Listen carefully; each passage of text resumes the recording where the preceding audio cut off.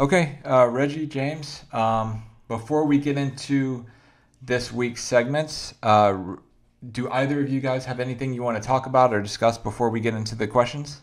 Like I always do at the beginning, just remind people about Death Row East t-shirts, Tubi, and Facebook, TikTok.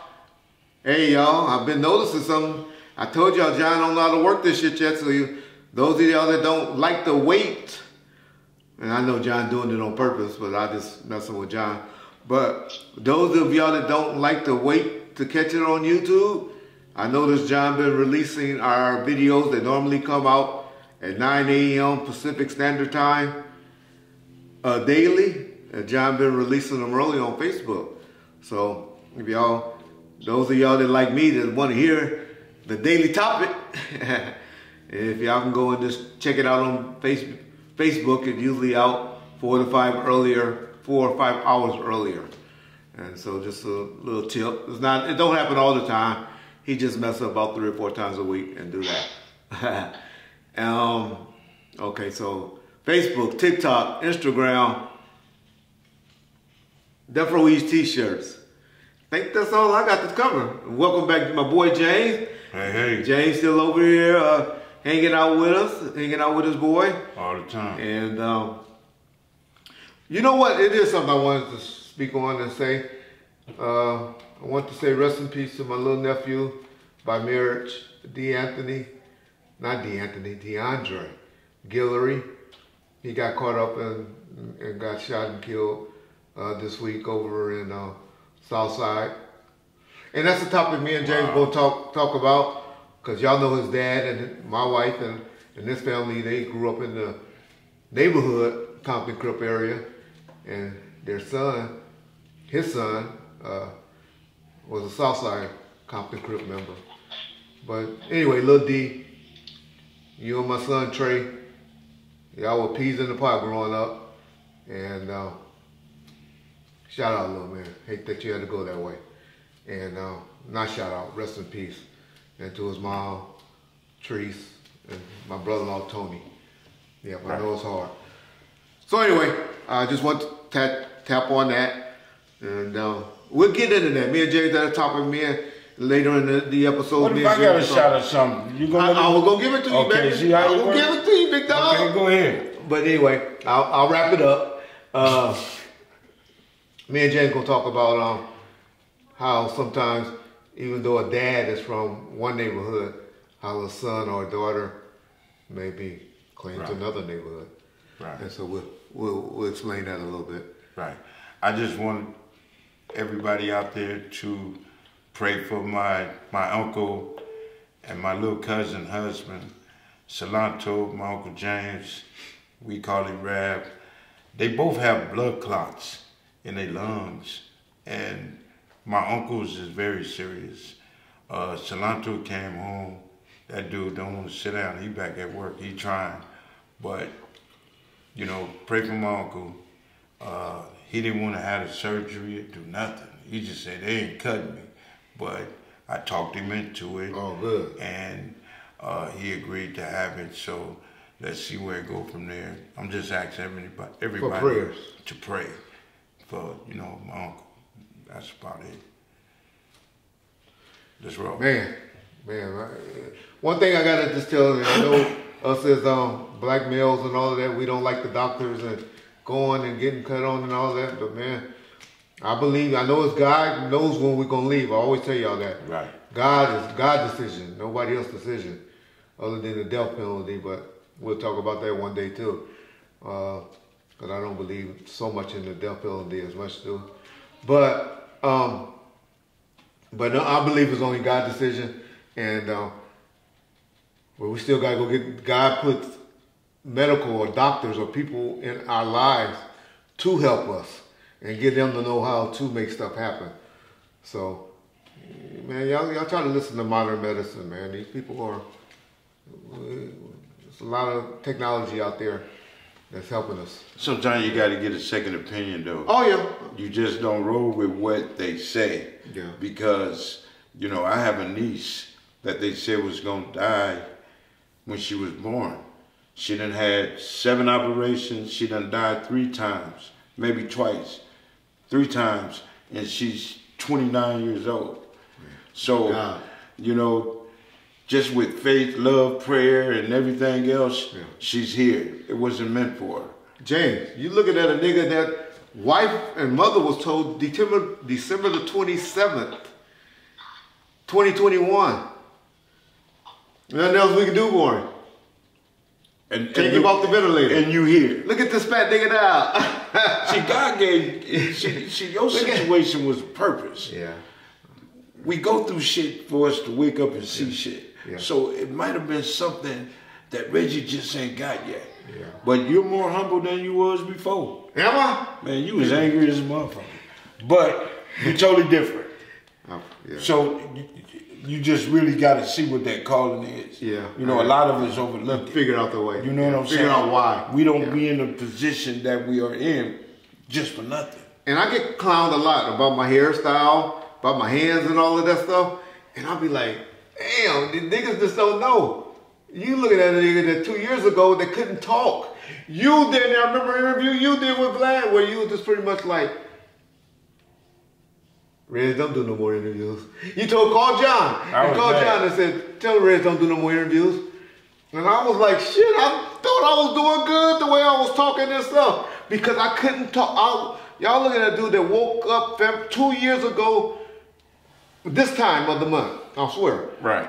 That couldn't talk, was paralyzed from the neck down, couldn't move. Y'all clown me, talk about my hands, call me clog hands and all of that stuff. And me, I'm like, okay.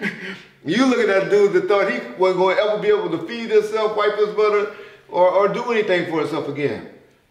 To be 100, but look at God. A lot of people were saying, Reggie like that because, Reggie like that because. No, Reggie like that because Reggie got to get his shit together. No, Reggie always clowning other people. I don't never talk about nobody handicapped. I mean, talk about, but I don't You talked about Boozy like a motherfucker when he got shot or couldn't use his leg or something. Karma. That's karma. If it was karma, I would have been dead. No, you here. Yeah, I would have been dead. You had a purpose. Yeah. In my mind, that's bad karma and all that because of what you did to Tupac or you did this or man, look at you. You still here. Exactly. I wouldn't give a fuck if they put a wire in my mouth to make me talk. I'm here. Exactly. You know what I'm saying? So all that's good, man. You good. Yep. But anyway, John, let's get to the topic. I know we went a little longer than we normally do on our intro. But we're going to knock something out real quick. Matter of fact, I'll let John ask the question. Because I know me and John laughed about it before we came, and I know we ain't talked to you about asking you about it. And I'll let John lead into it. But me and John already talked about this one off air because we normally don't. As James, you could contest to. Do we ever tell you, or do John ever tell us what the questions he's going to ask for? No. We just go off the top of our heads. That's just me and James. But anyway, John, go ahead. I wanted to get clarity because I know that over the last couple of weeks, Gangster Chronicles has been putting out some podcast episodes, and you weren't on them, James. So I didn't know if you were taking like a hiatus from the show, or if they were going a different direction, or if there's anything you can speak on as far as your status with Gangster Chronicles. Well, I got some things going on with Gangster Chronicles. I wasn't aware of the things that's going on with the show. Huh? What? What that mean? I didn't know. We started a new season. I'm not aware of none of that. And oh, you got done like Reggie Wright and Alex Alonso did. I knew that's what the fuck you was waiting on. I ain't done like nothing. See, the difference between Alex and Reggie and James is James got 50% of Gangster Chronicles. Okay, yeah. So, wait a minute. You can't. I had signed paperwork with him too, though. Wait a minute. Huh? I had signed an agreement. No, I got 50-50 of that show with Black Effects. So I had signed an agreement, not the same agreement because I know y'all did. Oh, and I didn't have it with Black Effects. Okay. But I had an agreement with you, James, and Norm that I signed, and I know you. We both signed a year agreement. We both signed a year agreement. That year agreement is over and done. I ain't signed nothing else with him. But the only thing I signed was that 50-50 partnership with Gangster Chronicles since we've been doing Black. Hey, I'm past Gangster Chronicles. Okay, so what are we talking about? We asking you. Did you know that you went on Gangster Chronicles no more? If he shut the fuck up and let me talk, we asking you. Then Did you know? Did Norman still do no Vaseline on there you go with the like the he names. did me. Man, I'm gonna let that go because I ain't finna be messy with it, Riz. Okay. Listen to me. I respect that. You know what I'm saying? I'm trying to I know keep you still got to have 100, business. and I got other shit going on. Yeah. So no, I didn't know nothing about what's going on now. I was left in the dark up until the day that I asked the question, and the question, you know, what we doing? And you know, certain individuals got mad about that. But other than that, me and him haven't talked. Me and him ain't nothing. So before I go off the loop or whatever, or go where I'm going, shut the fuck up. Let's see what's happening. So I'm still waiting on a phone call from Norman. He ain't called me. But do it seem like the same tactics or whatever that was used with whatever? Yeah. And you know, I ain't finna badmouth the dude. No, I know you never do. No, I'm just saying, it ain't even necessary for me. And you know, I personally like Norman. You know, even after he stuck one in me, I still like Norman. Still talk to him. Still did a couple of shows with him after that. I'm gonna say this. But long as I've been alive and been able to understand people, friends or whatever, I understand that there's no such thing as friends. Nigga, I ain't your friend. No, listen to me, man. Why don't you be quiet? When you start and start these new ventures and try to do business or be on the level, or you know, just showing your 100 to a certain individual, and this is how we end up so-called friendship. You know, I'm good. One thing I can say, you kept it loyal with Norm. I have never heard you, even after I saw those episodes and I was like, hey, you ain't on those. Even after that, and I left it alone, and I said, I'll wait and get him. I said, we'll get him back, and I'll hit him up on the channel about that.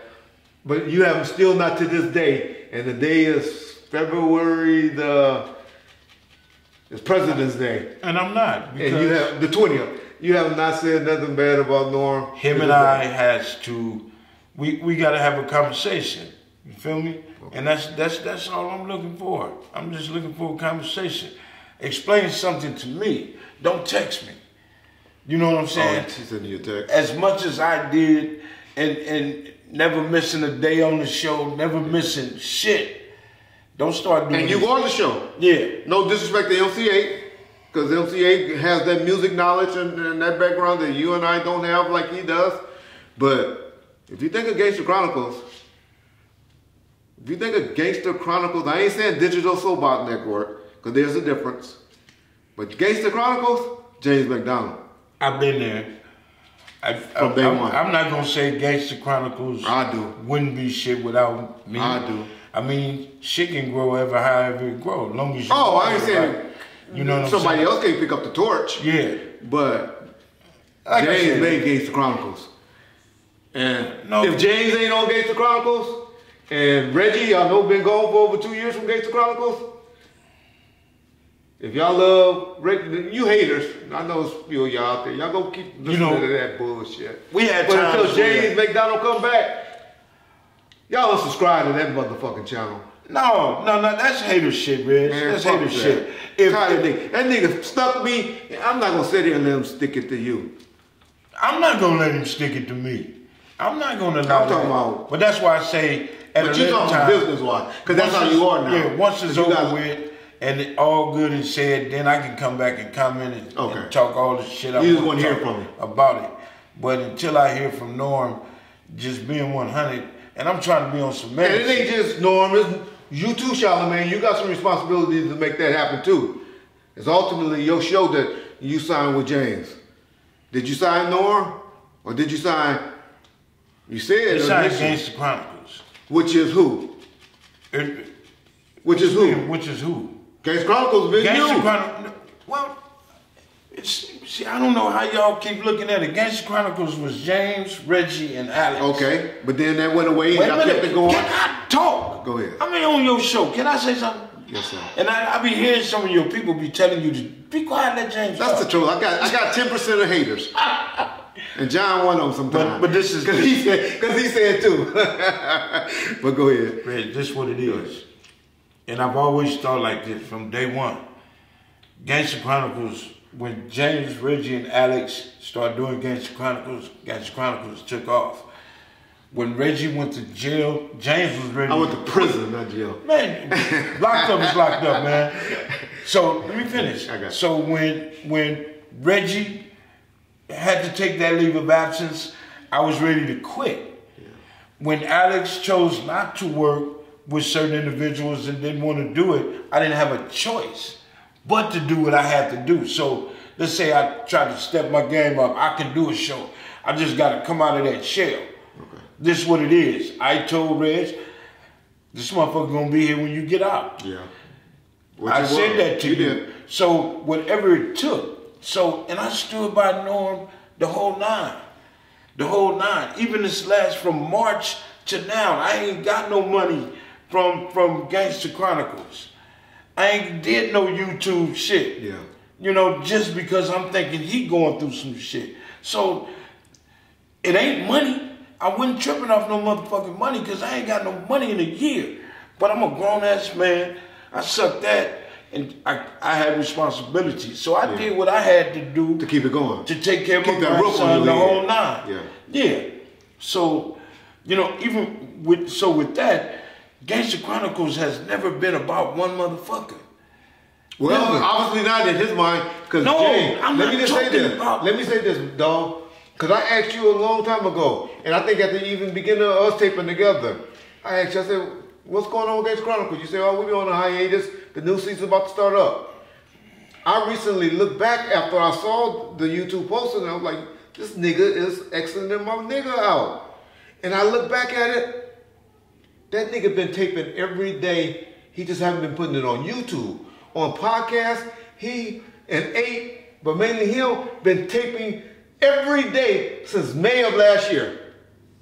March of last year was the last time you've been on Gangster Chronicles. And he been taping every week since then.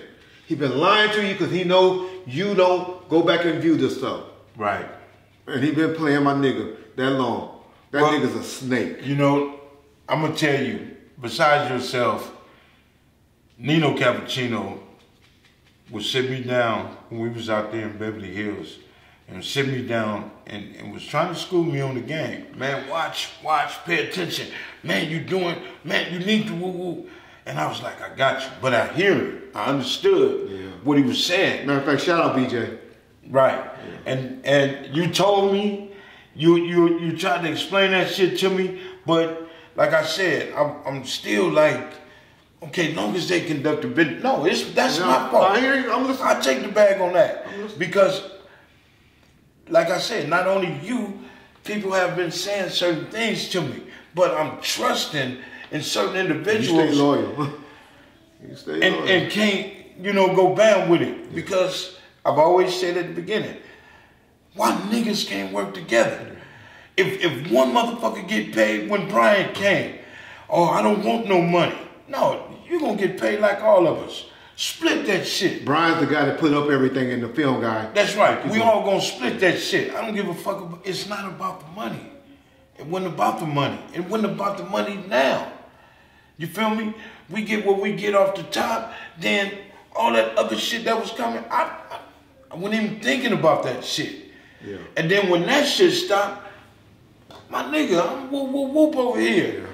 You feel me? Yeah. And then you want to be nonchalant, but then I get a text talking about, oh, I'm thinking about this money, but this how I'm feeling. And then I called you. Yeah. And then it's like, no, calm down, wait. Then Lee. Calm down, wait. Yeah. hold up, it ain't that way. So I know I can get ahead of myself. Yeah. So that's where I'm at. Yeah. And I don't want to speak on that, brother. Okay. So we'll end it there. Right. We're going to end it there. Stay tuned for part 2, unfortunately. Hopefully y'all see James back on Gangster Chronicles doing what he doing. If not, he know he always got a chair over here with the bomb. We're going to come up with a bomb first podcast. Y'all help us come up with a name. Me and John going to make something happen to make it happen. That's not what James want. James want to keep what he had going. No, you can't speak for James when it comes to that. Okay. See, just like when I was in the motorcycle club, the colors didn't make me. Okay. Gangster Chronicles ain't gonna make me. You're right. You feel me? Okay. You know what I'm saying? Okay. So that little money, it changed a little something. Yeah. But if that shit disappeared, I gotta continue. I ain't letting nobody just take nothing from you. No, I ain't. Build Gangster Chronicles. Listen, I ain't gonna let nobody take nothing from me. Gangster Chronicles gonna either be with James or Gangster Chronicles ain't gonna be no more. That's on everything. What, you gonna shut it down? I don't help you. I may even that's good looking out. I may even join in because I still got some paperwork. Yeah. Because I know who to go to. Fuck Gangster Chronicles. Okay. That person. It's the people that's signing it. You go out the big boys. Right. We'll leave it there. Okay. I sit back many days and I had this conversation with you. I see the anger. I see how you be getting that certain when somebody cap at Reggie going in on that ass. Always and I sit there like this, the police or nothing. and I say, this dumb motherfucker, he know Reggie gonna come back. Reggie finna clap at that ass. I say, ain't no need of me going after damn nigga. And I try to tell you that. Well, you different though, because you gonna take it to another level that Reggie might not take you to a level if it gets there. Well, mine changed. Now, I came into Mob James and James McDonald. When I had that fight, that was the biggest fight of my life. Yeah. Because this world don't accept James McDonald. This world is not accepting James McDonald. This world only accepted Mob James. Because if you rub me wrong, now I got to figure out how to be and do to get your ass. And whether it take a month, 2 months, or whatever, I figured a way out. I figured a way to be mad and have a reason to be mad. Well, now you're thinking. You're not reacting like exactly. That's what I'm saying. Yeah. So, but I had to realize, should I be Mob James for certain things that happened in my life? No. Yeah. I gotta stay James McDonald. That's why I ain't mad at old boy. That's why I ain't nothing up and going crazy. Now you know I'd have been going crazy in a month. Would have been at the door. Niggas forget. Right. Niggas know where niggas live. Yeah, so. And both sides. You know, I know where I live. I'm totally. I have to be totally different. I don't give a fuck about what none of these cats have to say. Yeah. I'm damn near old man. I'm still young, but I'm damn near 60. No, you move good. I can't be fighting over 50 years of bullshit. Do shit come back and haunt you? Do karma's a motherfucking and I accept all that shit. I agree with you there, but you don't let nobody take nothing from you. No, that ain't what I'm saying. I'm far from that. Listen, Reg, Lionel can go with my mom, my sister, my aunties, or whoever. I refuse to be a punk to any nigga. And ain't no nigga gonna sit here and say he made me out of punk. See, you know how to make me mad, man. But don't. How? All right, John. No, I'm getting teary-eyed now because, you touched my butt, Reg. Check this out, man. Okay. I swear to God, you got me mad. I'm mad as a motherfucker. That wasn't my intent. Ain't no nigga. And I'll die. I'll go to prison for the rest of my motherfucking life. Ain't no nigga gonna think he gonna do me. Ain't no nigga gonna hurt me. I'll kill you before that. You can cut this shit or keep it 100. But I ain't got a problem with killing a nigga. Ever in my life. All right, John. Can I get both of your guys' opinion on... It seems like as soon as Suge... Not as soon as, but now that Suge has gone to jail and that he's locked away, a lot of people have come forward and said that they stood up to Suge, or they beat up Suge, or they did this to Suge, or did that to Suge. But when he was free, they never really said any of that. Can I get both your opinions on people kind of coming out of the woodworks and claiming that they did this and that to Suge? You sure can. I can't stand it when all of this once upon a time bullshit start popping up. I'm the only motherfucker that should be able to be mad at that nigga.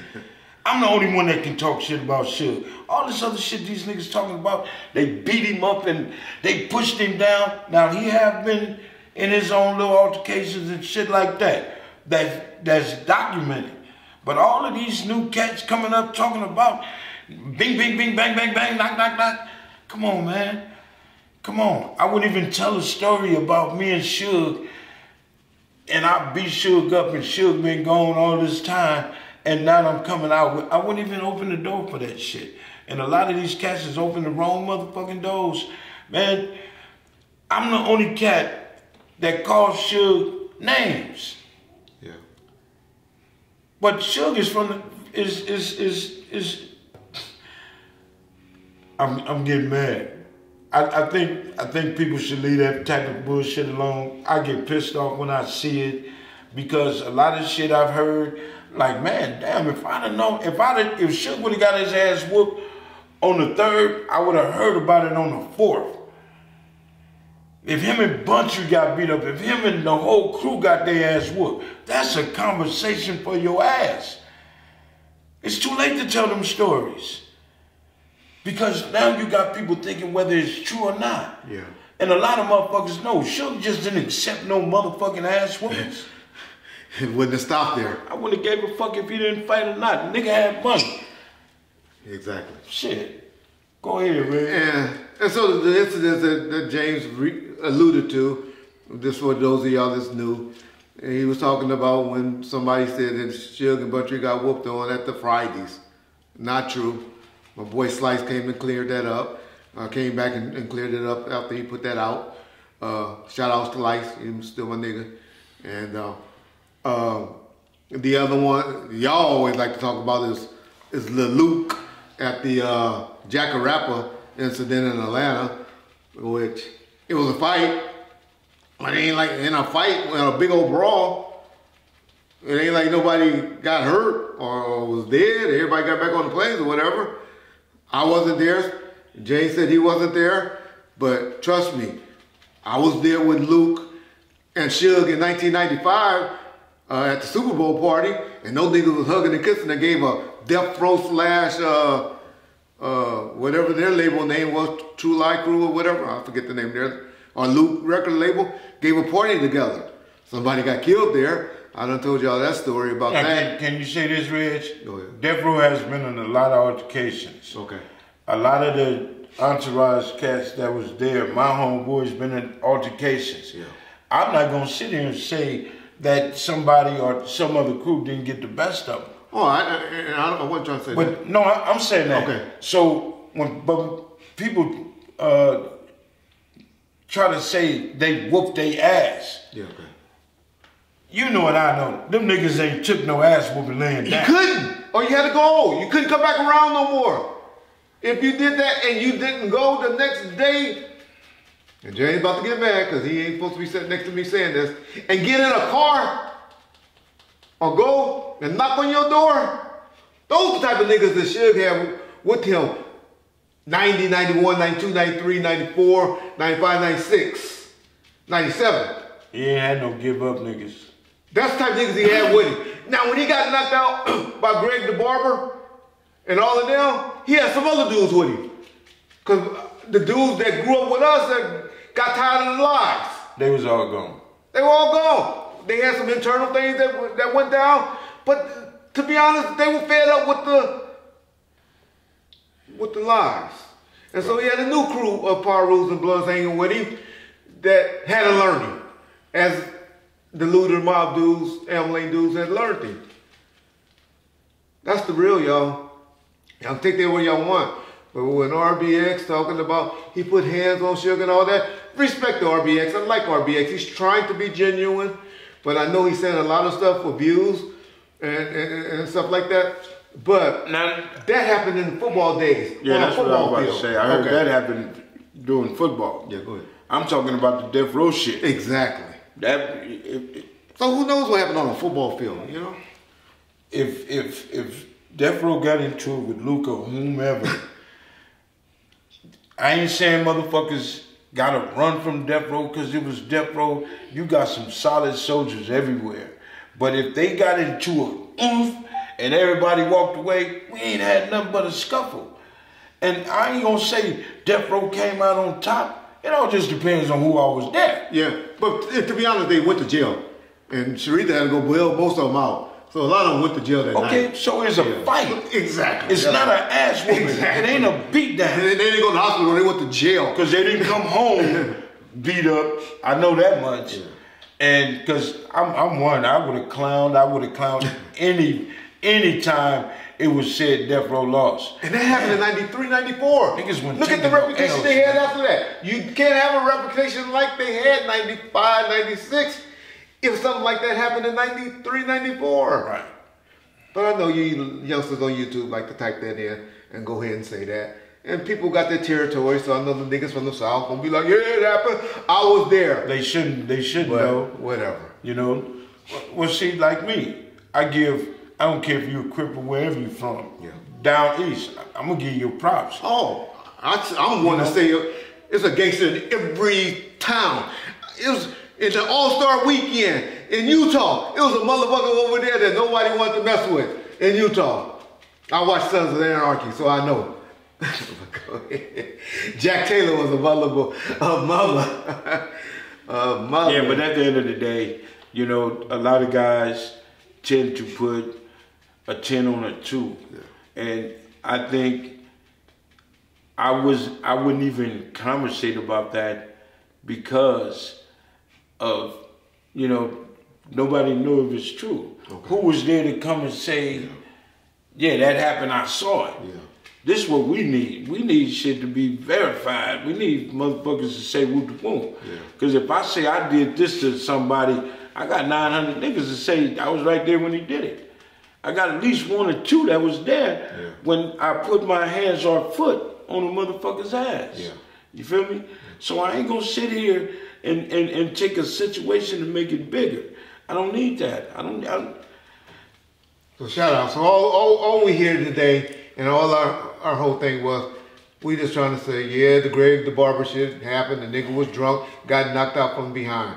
With the dude with Akon, yeah, he was drunk that night by himself. Yeah, I don't mean shit because he fucked everybody. Being drunk, get knocked out. That's your fault. Well, somebody creep up from behind. Right now, somebody walk up from behind and hit you with a butt of a gun or a steel pipe. That's my fault not paying attention to my surroundings.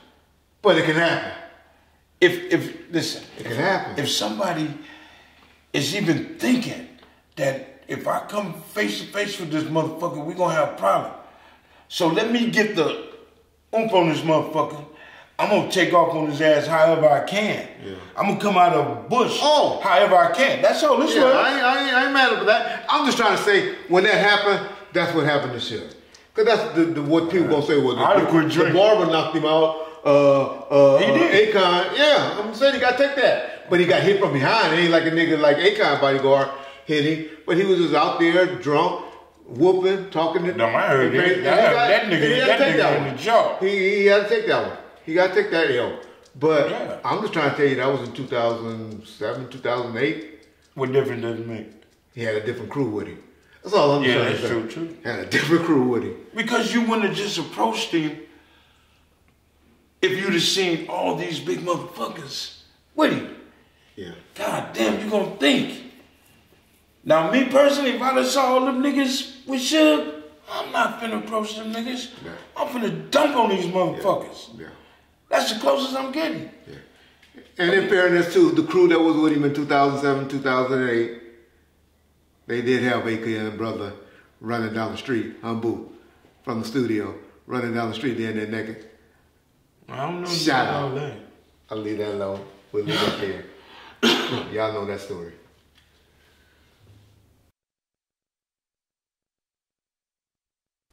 Okay. James, some audio resurfaced from a while ago. This is a while back, but Suge had mentioned that, oh, James was a kitchen crip before he came over to our neighborhood, and he didn't grow up in our neighborhood. For people that don't really know the backstory about that, can you explain what he's trying to allude to, or what he's... Man, I would be a dumbass to even bite into that question. I know a lot of kitchen crips know me. I bet not one kitchen crip would come and say, that nigga was from our hood. Come on, man, I don't play those games like that. And I wouldn't even solidify that question or whatever Suge alluding to, because, nigga, when you come to the hood, nigga, I'm already in the hood. I'm already Mom James. Fuck is... No, I wouldn't even, man, come on, man. I don't do that. I don't do that. And the reason why I know John asked that question, and I didn't know he was going to ask that question, but the reason why he asked it, because there is somebody that put that video out again. Don't matter. And it's been getting a lot of views. And so we just want, and I'm sure John just wanted to clear it up. All right, and say, it started in my neighborhood. They came from kitchen crib or hanging with the main street. When they moved to my neighborhood, they didn't run with us and did a lot of telling instead of this man who came for hard knocks and started from the bottom and made it to the top. The person, like my whole life is, nobody never gave me nothing but God. And if you do a background check on me, it is what it is. Let me say this, John. yeah. I'm about to be 60. I ain't got time for a motherfucker to go back 40 years in my life, 50 years in my life. That, yeah, and tell me what I was or what I'm doing then. I'm not no gang-banger. I'm not living in the gang world. I'm not. No, I'm a grown-ass man, I agree with a you. grandfather, taking care of his grandkids and trying to be there for my children and my family. You feel me? So all of that. But explain the kitchen crib relationship, because it's a good one. My relationship with kitchen crib. My grandfather lives on 81st and Hooper. Yes. In between Hooper and Central. Yes. Been living there since '61. Yeah. All the guys, Runt, Steel Bill, and all of those guys, we all grew up together. Okay. I got kicked out of... Riding a bicycle. I got kicked out of Compton Unified in the third grade. I couldn't go to no school in Compton from the third grade. Correct.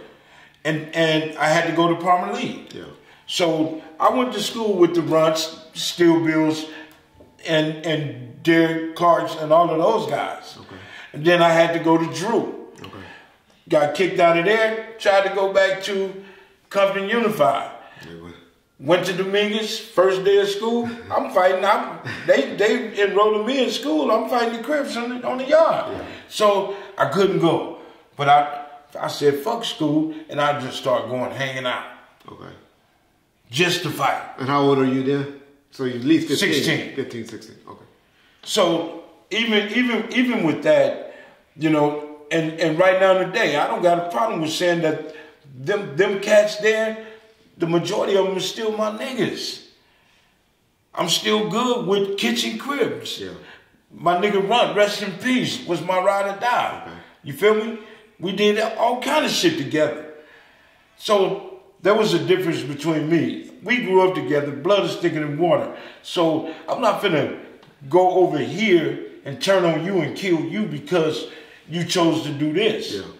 You feel me? Now, I remember, James, when we was young, you used to ride your bicycle. We used to ride our bikes. Down Alameda. We used to go all the way down Alameda. No, Yeah. we used to go through the Palm Oaks. Yeah. And go up Alameda. Yeah. And we used to go and we used to meet Runt Okay. at Drew Junior High. Yeah. And he used to have issues with the 8-9s. Okay. And one day the police pulled us over. And we on our bikes and shit. We standing out there and police pulled us over. So now they asking names. Who is you? Who is you? I'm woo woo. What set you from? I'm from the mob. What set you from? I'm from Kitchen. Didn't make sense to them. How in the hell is Pirus and Crips hanging? What y'all up to? Yeah. We family. Yeah. And that's what y'all got to understand about. No, that's what these young cats don't understand. Well, that's what I'm talking and every nigga that's of my age Yeah. can honestly say they got a B-dog, a Crip that got a B-dog. Every cat of my age said, they first baby mamas, if you a Paru, my baby mama from Hoover. Exactly. You feel me? I wouldn't fuck with no blood girls. I would have to go in their hood. Exactly. This chick. Yeah. Because what we call them, the ones that we mess with, I'm going to give y'all a term, they get mad, that we mess with, that was from our neighborhood, they were labeled as hood rats. Man. And they didn't like that term. Well, it was different for me, man. But they didn't like that term. And so that's why a lot of girls mess with guys from other sets or other, right. So they wouldn't be called a hood rat. Right. This is a little game for y'all. It's, you know, I just never felt, you know, the homegirls got their own little cliques. I couldn't fuck with the homegirls because other shit and other females you bring to the hood, they gonna squabble. So I wasn't messy. So I stayed outside the box. But every chick that I fuck with, they all accepted them. Yeah. You know what I'm saying? Exactly. My family from Hoover. Yeah. You know what I'm saying? So, you know, the Tracy Boos and the Tracys and the and all them cats, I met some good Hoover niggas. Yeah. Through them. And they were all the homies. Yeah. You know, Snake from Main Street. All of these dudes that used to be on 98th and Fig. With my cousin them, I used to run away from home and do summer over there. Yeah, exactly. That's what I remember about you in the summertime. And Marcus and all of these niggas, good niggas. Yeah. So, and I done did some stealing cars and all kinds of shit with these niggas. But and you was younger. Real shit. Arthur's, Kelbos, the whole line. But I'm a young nigga. Exactly. Just now I'm older and went my way. Don't change how I feel about them.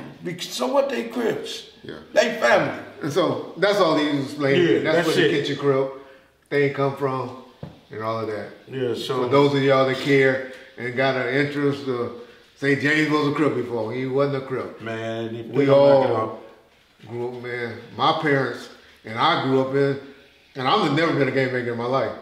But where I grew up at, my cousins and all them, they were really from PJ Watts, the Imperial Courts. Here we go.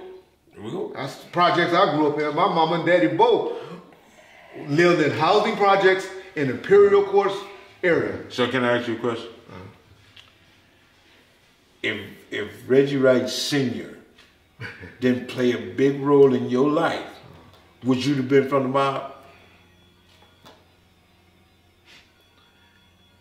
I don't know. I think I would have went the athlete role. I really hope that's all it went. But that's what my father was doing. Man, a whole bunch of athletes in the hood. Yeah. I don't know. I don't know. I didn't ever get no cause for study. Yeah, I hope not that I would have took the game maker role. I hope not. I'm not here to glorify a game member. I understand it. No. I respect the hell out of game because they're men. Back in the days. But if you wouldn't have had Reggie Wright Sr. in your life, would you have been, or is it possible that you could have been from the hood? I would hope not, but yeah, that possibility is there. That's all I want. Yeah. And I don't think I'm up here disrespecting or have any type of, with my nose stuck up in the air towards a gang member or anything like that. Because most of those type of guys were the sisters who I was having relationships with. That was what I was around. Bird, you know, that's what I grew up around. I ain't never was living in a house on Pine Street and trying to hang out in Cerritos. I wasn't that dude. I went to Linwood High, which most of the people that lived in our part of Compton went to schools outside of the Dominguez or Whaley. So yeah. Mm-hmm. Okay, another thing in that same audio of Suge that he was talking about, he mentioned the James Williams name again. Can you, I know you spoke on that previously, can you explain what he's referring to when he says that name? When me and Suge first started, when I got out of prison, James Williams was able to catch a flight. James Williams was able to leave town. James Williams, he had a female in the DMV that got me a driver license and James Williams. So that tells you how much certain individuals know about a person. Nigga, I didn't go to prison, James Williams. I went to prison, James McDonald. I was James McDonald living on 1609 East Killen since 1973. And he knew that. He was just being Suge. Okay, but he just being a comedian. These are questions that's yeah. What they say, ludicrous. Yeah. That's ridiculous. He knew what James Williams was. It was a fictitious name until I burnt that motherfucker out. Caught a DUI and keep it 100 in my Cadillac rolling, getting some motherfucking Dougie, and the police pulled us over. And you good to speak on it. Statute of limitation is up on that, y'all. No, I went to jail for DUI. Oh, under James Williams? But under James Williams went to jail. Yeah, exactly. And when they released me, no, real shit. When I got out 12, 13 hours later, I was gone. I took that motherfucker, bent it up, threw it out the motherfucking window, kept it pushing. Now, if they find that in the street, they some bad motherfuckers. Yeah, but what I'm trying to tell you is it's a warning in the name for James Williams. But they can't affect it because the statute of limitations is up, so you ain't got to worry about it. I just saying that to all the little, trust me, I read comments. And I know what motherfuckers be saying. Well, you know, and I learned not to pay attention to all of that bullshit because, you know, one thing I understand, and it's cool, everybody got a right to their own opinion, to what they think. Most people don't think about what they're hearing. Yeah. Or last thing they hear, they believe. Yeah, so it comes factual. You know, and that's one of our biggest problems. You know what I'm saying? For one, we can't work with each other. For one, we can't hang and kick it with each other. Drugs or marijuana gonna kill that. Because somebody gonna get high and drunk and be ready to fight. Yeah. I mean, we gotta get better with ourselves. And then these little kids, they only want to take bits and pieces of a conversation and then come up with their own terminology of what the fuck is really happening. So you can't teach a kid that I'm trying to tell y'all not to be like me. Y'all gonna turn that to something else. Yeah. You know what I'm saying? So I tend not to want to try to explain that type of shit. At a certain age group, you are not gonna get some I have. Yeah. I done had on the phone where a brother get at me and tell me, man, he appreciate me because his son graduated and he didn't have to bury him. And it's what if you say one person is all this shit and all this you do. No, I have more, but man, if you say one, it's worth it. Made my day, and it's worth it. And for one of y'all on YouTube to learn something from us, then all this you old 55, 60-year-old men doing all this talking is worth it. As James alluded to earlier in the episode, God got a plan probably for me, and that's why I'm still here. When they told me to get off life support, then it's worth it to me, y'all. Right.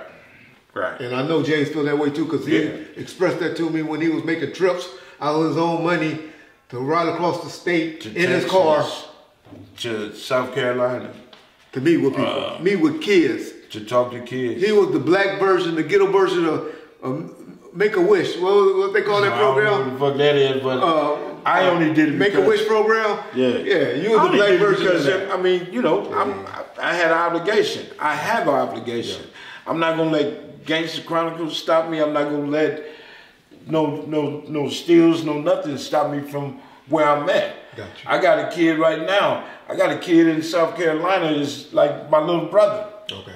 You know what I'm saying? And love me, the whole family love me to death. I think I saw a picture. You know, I've been out there, and you know that's my joy. Yeah. You know what I'm saying? I'm gonna take Lionel out there. Yeah. You know what I'm saying? So they want to meet Lionel so bad. So, you know, I'm good with that. Yeah. You know what I'm saying? It's just this type of shit that I got going on now. I can't let it hinder me, bro. Gotcha. I can't. Keep up the good work, Jay. Yeah. I wanted to get you guys' opinion on, so a lot of people, and you always refer to them, Reggie, as Suge's squad, that he had a squad around him. In, I want to say around 2000, unfortunately, a lot of those people started to pass away.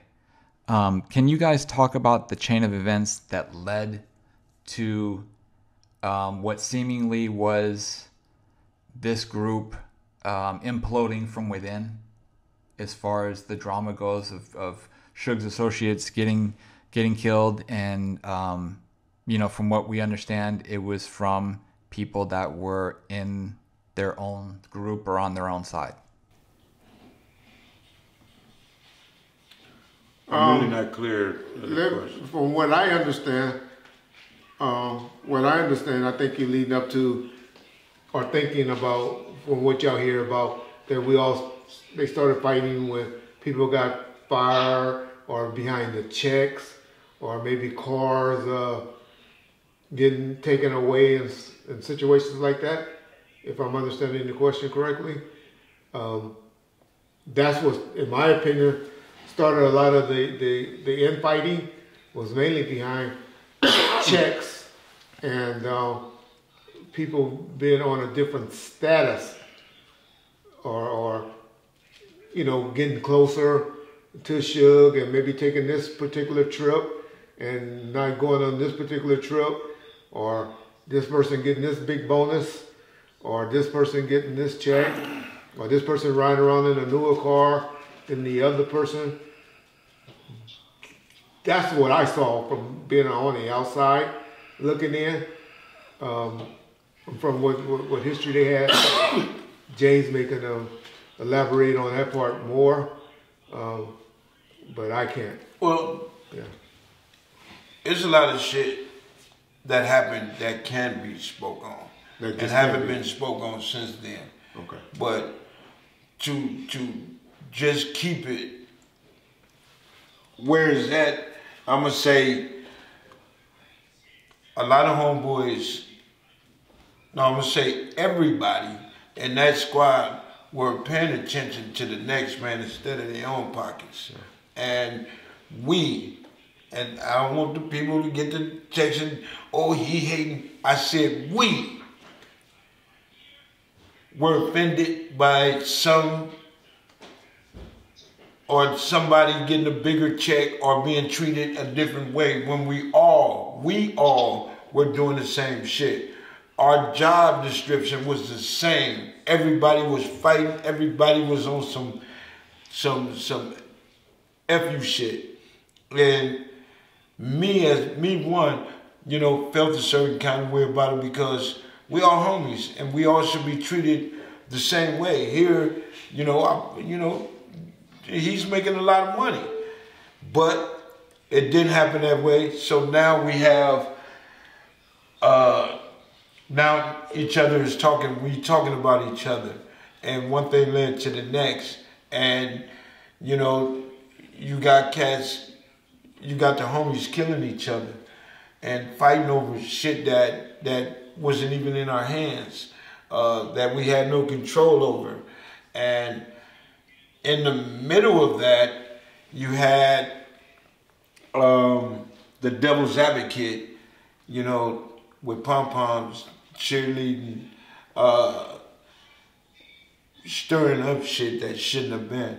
And we are where we at today because of that. We all lost. I lost homies that I can call my brother and will put on the same pedestal as my brother Buncher. We have lost a lot of friends. And, we lost a neighborhood. Ludus Park, the mob was like 100. And ever since 2001, it's never been the same. So, a lot of guys ain't gonna put it that way they can't put it that way without telling the real story. And that's just on the outside of it. So that's all that happened, man. We fucked up. We were getting checks. A lot of the guys that was there was getting checks that never seen a paper check. It was all about taking money. You know what I'm saying? Not receiving it in a check. Not really having a job. So, they say, it's like opening a gift for Christmas. When that motherfucking gift was open and niggas was getting $2,500, $900, some niggas was getting $600, some motherfuckers was getting $450 every 2 weeks. It was like, what the? it caused a problem. So that's what that was. But at the end of the day, we all lost. Even Suge. You know what I'm saying? Here you got the head motherfucker in charge doing 18 goddamn years. You know what I'm saying? Out of damn near 9 cats that lost their life. You know what I'm saying? So, we all lost. We all lost, man. So. Okay. Speaking of losing, Reggie, I want to send you this link. And what I would like to do, if it's cool with both of you, is have you play this and get you guys' reaction to it. And if you want to talk or speak, Reggie, all I ask is just if you just pause it and then say your thoughts and then resume. I just sent it to your text message, but I really want to get James' thoughts and reaction to this song. Okay, great.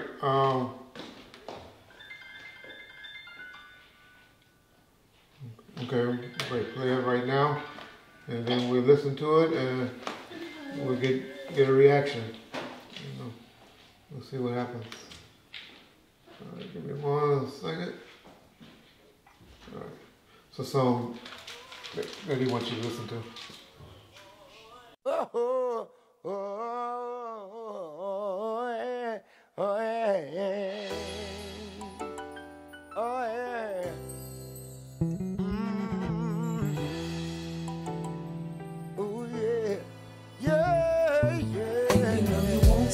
What kind of reaction you want?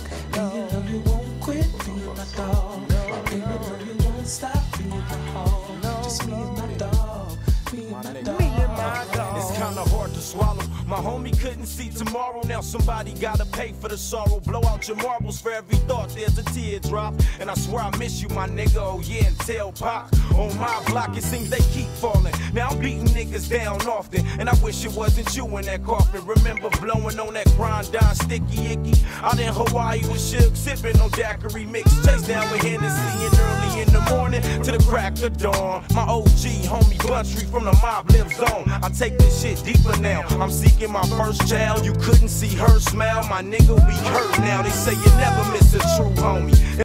So yeah, John, we just heard the song, and you can go ahead and lead into it. Tell the people who was all on the song. I know it was a tribute song that was played at Buntry services, and also placed on an album, Crooked Eye's album. I think you was in charge of putting that out while you was working at Wide Awake. And so, if you can explain who all was on the song, then I'll tell you a little backstory that a lot of people don't know about that particular song. Okay. Yeah, so that one was Casey from Casey and JoJo, Eastwood, Crooked Eye, Danny Boy, and Gangster Rid from Booyah Tribe. Did you say Ray J? Ray J was on another version, so they took Ray J off and Danny Boy re-recorded Ray J's vocals at one point. So there's 2 versions. Okay. Yeah. It was a great song. Fuck me up, I played it every day. I played it every day until I said I can't do it no more. And the only problem I had with it when people was like, why didn't you mention you like that California song? And they said Timmy Rue. That's my brother. People don't understand, man. I am not a groupie, never was a groupie, never wanted to be around the superstars or whoever they claim to be. I was a gang member. I was active. I was in another world. I didn't hang, Snoop never tell you, I didn't hang around people like that. I couldn't be around those cats like that. So I never had a problem with none of that. You know what I'm saying? They showed love and gave respect to my brother. That's the only thing that mattered to me. And all those guys that did that song and the way they did that song, I'm forever grateful. You know what I'm saying? I still hold that song dear. I still haven't some. So, yeah. So we're gonna call it ball, strike, strike. Suge Knight, and they were just hating on James at the time. Why they didn't mention him, man, in that song. They didn't have to though. But they didn't have to. James didn't want that. That wasn't James. I'm not saying that's him now, but definitely back then. Y'all gotta understand, James was the type of nigga back then. After he got help and did what he did to help Suge get on and stuff like that. When I came around, 95, 96, he was the nigga that you called when you needed a lot of dudes, or you needed somebody to have that gonna show the numbers and the rep and gonna be with it when it's a possibility that it's gonna go down with another set. After that, all the dudes that was around, from me on down, was scared or didn't really want James around because of how James would have got down. James was straightforward, would tell us to F us, tell Suge that, and he was a threat to Suge Knight and a threat to oppositions because one of us would have had to do something to James if he did something to Suge Knight. Which it would have never came to that. That wouldn't have happened. But that's how it was. Me and Buntry, you know, truth be told, me and Buntry had a lot of arguments, push and shove grudges because of that. You know what I'm saying? Because, you know, at one point when I felt a certain kind of way, Buntry was like, no, that you fuck shit up for all of us if that happened. So, you know, a lot of shit, motherfucker had to keep his hands in his pocket.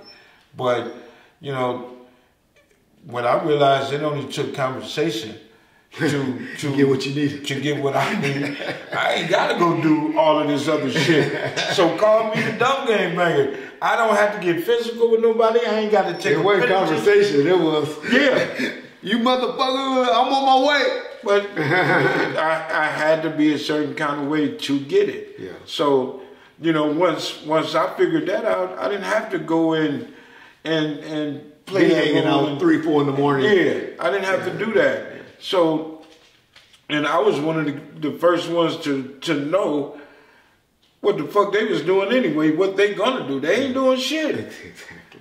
Couldn't. And I wasn't finna hang out for that. Yeah. So it was a big difference, and you know, man, like I said, man, I love the song, man, and I'm not looking for my name. And if I was tripping, I swear to God, they'd have told you Mob James was tripping because they didn't put his name in there. I got my brother and my other brother. Motherfuckers didn't even know who Mob James was by face until I was like, fuck it. Motherfuckers just heard the name. Motherfuckers didn't know the face and the name at the same time. So that didn't matter. That didn't bother me. And it don't bother me. And this Pyru on Pyru stuff, I'm telling y'all, this stuff is new. When they grew up, when they were out there and active in 90, I mean, it happened. Of course it happened. Brothers fighting and all that. But the way that somebody's willing to do it these days didn't happen prior to about 2002. That was unheard of. Time has changed. That was unheard of. Y'all don't get it.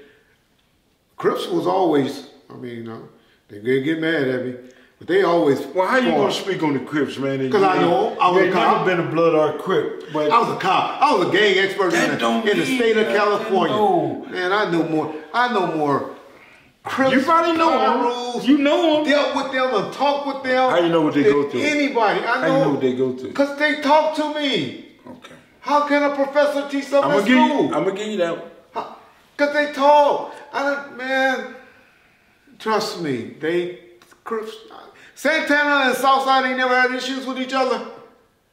Everybody, yeah, they had. That's my point. They were doing that. Palmer Blocks and Southside was shooting, killing each other in 93, 94, 95. And all that, I was bumping that. I was drinking some old English. And I'm sitting there, I'm buzzing. Because my beer was hot. And I had to make a choice. I can't go over there because all the homies from Looters that had kids I know of. Yeah. And one thing I didn't believe in going against the grain, just what you call it. Even though It wasn't, and they still at war with the bullshit. It wasn't the hood, you know, regardless of how people took it. But I get mad right now today when they put shit on Buntry and you only 19. Yeah. You didn't know him. Yeah. You know what I'm saying? You wouldn't hear when it started. Y'all don't know how shit happened. And it was a motherfucker. But that's legacy, John. though. I love that legacy. But, I mean... But you said it ain't y'all fight. It ain't they fight. Got you. You know what I'm saying? You know, I let it go. So you should be able to. Buntry been gone 20 years. Matter of fact, y'all don't know his anniversary is coming up. Yeah. April the 2nd. The 2nd of April. Just shout out y'all. Yeah. His birthday just passed? February the 4th. 5th. February the 5th. I didn't have a drink. I didn't shed a tear. I didn't go on Facebook with you know, my sad shit. I've learned how to accept. Yeah. You know what I'm saying? And I see him, I look at him every day at my house, you know, with the picture on the wall. And I'm good. I'm good. And it's cool that I was able to change. You know what I'm saying? Because the hatred wasn't doing shit but holding me down, Reg. Yeah. And blaming everybody ain't gonna get us nowhere. So talking to Cynthia and what they trying to do, a peace treaty, a hood, it shouldn't be a peace treaty. Everybody just gotta understand. These cats don't know the history of power rule. Yeah. It was never like this. Never like this. And for all of these guys that are gone now, nigga, stop. Cause they doing more harm to what it used to be than what it is today. You know what I'm saying? And after Moms, I don't even go to Compton. Yeah. I don't even go there because it's just like nothing. Unless somebody say something about you looking for them. Well, that's a different thing. Look, like I said, I'm getting up there in age and I'm wiser than I used to be. I actually think now. Yeah. And consequences mean a lot to me. A lot to me because I'm not just living for myself. I'm living for my grandson. Awesome. And I dread if something happened to me, what would happen to him? What would happen to him? I got you. I don't want him to be nothing like me. Yeah. And I do it every day through conversations, not whooping his ass. And I restrain myself from whooping this nigga. But I don't want that nigga to go through nothing I've been through. Man, you sound so much like my hero Ghost on Power. That's how I No, I'm telling you. I'm telling his son that. Like, I don't want this for you. I don't want this. Man, right. I know that Ghost. And all of these people on this internet shit and be talking that shit, man, they couldn't live in my shoes. Yeah. They couldn't. All these niggas talking about what kind of power rule there is. Half of these niggas couldn't be motherfucking power rules or a gang member in itself. Yeah.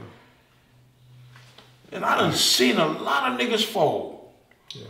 Going to prison. And every cat that's from a hood know what I'm talking about. A lot of cats is fold. Just getting in the motherfucking door when they let you off that bus in the county jail. Yeah. I done seen them.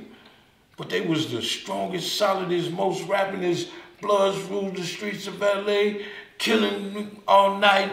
Nigga, please. You think what you saw? But it's in both sides. What I done seen? On both sides. In that jail cell behind that table? Could you imagine? But you see him. Woo! You see him. Woo! And if I wanted to be... I could tell some stories on y'all heroes. No. If just say if I was in the same line of work, exposing niggas, putting niggas out there, Reg, I got a whole lot of jailhouse stories where niggas getting raped and whooped with house shoes, but come home gangster. Nigga, if y'all don't knock it off. But like I said, I'm glad I done grown up and none of that shit fazed me, dog. None of it fazed me. Yep. Shout out, rest in peace, Buntry. All the time. Yep. Speaking of jail stories, James, can you speak a little bit about how Reggie was when he was an officer? Because people always in the comments are like, oh, Reggie was a corrupt cop, Reggie was corrupt this, that. Can you speak of any stories or incidents of Reggie when he was? The closest I got to corrupt with Reggie was giving me cigarettes when I was in that motherfucker, and when he was a jailer, and I was stressing, and I needed a cigarette. He would give me two and lock that goddamn door. Other than that, man, I mean, everybody's story ain't gonna be the same as mine because I have history with Reggie. So it might have been some niggas in there that was mad at him that didn't get a goddamn thing and was stressing. But it wasn't no open the cell and let me walk the goddamn tier and walk the block. And, no, he gave me cigarettes. I got cigarettes out. Reg, I need a cigarette. And James McDonald, the other one. What's the big dude? No, the Kevin Burrell. Kevin Burrell. Kevin Burrell was a cool motherfucker. And every time I went to jail, you all right? I'm good. And he would give me the lighter, the cigarette, he'd light that motherfucker and walk away. It wasn't, that was the only difference. And for y'all don't know, a cigarette was a big thing then because why? You couldn't smoke a cigarette. You couldn't smoke in the jails back then. Right. They took your pack of cigarettes and your shit and put it in your property. And you know how you need a cigarette when, and not saying niggas scared when they in jail, but your mind play tricks on you. You know, walls start talking to you. If I coulda, woulda, shoulda started happening. You just question yourself, your decision making. Man. What if I woulda did this? Would this happen? What if I do this? Man, would this happen? And I done sat in jail facing some shit. Oh, murder case. That one. Yeah. So many assaults. Yeah. And I guarantee you, I never had to tell on the nigga to get out. Back in our days, and for all you old niggas understand, 72 hours they ain't coming with shit. You went home. DA reject. We went home. So you had no reason. But you know, like I said, man, a lot of people can say what they want to say about Reggie, but I am the only one that can actually really talk shit about this brother. Him and Suge and all the ones in my circle. So I don't bite into those fucking stories. And they stories is different because they don't have that relationship or never just really fuck with him. And all I ask, and all I ever ask, if anybody from Compton actually can come out and call Reggie a crooked cop or dirty cop, then I'll listen to them. But most of the people that's in the comments and call that and make those comments are people that then heard something and then when I finally confront them and say, well, why was I crooked? What have I done? Oh, because you was hanging around those guys. Because I was hanging around guys in death row, that make you crooked? One thing I can always say about those dudes, they gave the respect. Whenever something was about to go down, shit will be like, all right, Red, go outside. Can I say this? And be honest with me. You seen the movie Deep Undercover? Deep Cover. Deep Cover with well, he was an informant. That would be Kevin Ackey. No, what I'm saying is when Reg was with Death Row, Reg felt like one of the homies. Reg felt that's Reg. I know this. Yeah. Can I tell my motherfuckers? Go ahead. You asked me the question, but go ahead. No, you answered that one. Okay. That's Reg. and Reg got so comfortable. Not only Reg got comfortable, but everybody in the hood got comfortable, and now everybody opened up. Now all of these is thug niggas, penitentiary niggas. If they accepted it, what is it not to accept? Now he not on the force no more. He doing music. A person got mad at my nephew because my nephew said he wanted to go into law enforcement. Okay. It's a career. Why would you be mad at him if that's his choice? Yeah. Nobody in the motherfucking hood got mad at you because Reggie Wright Sr. or Jr. became police officers. Yeah. You know what I'm saying? One thing that did for us was we had somebody that was on our level, that understood us, that rolled through the hood.